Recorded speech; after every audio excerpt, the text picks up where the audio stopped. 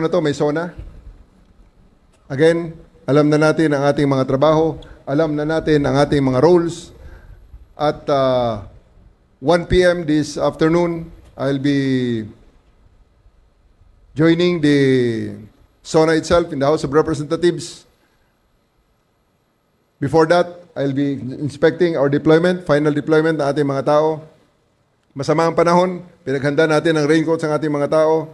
Ang ating mga kababayan din na gusto maghayag ng kanilang opinyon, ating tutulungan, siguraduhin natin na sila ay makapagsalita ng malaya, sila ay makapagpahayag ng kanilang mga damdamin, at sila ay malayang mailabas kung anuman ang kanilang mga saloobin.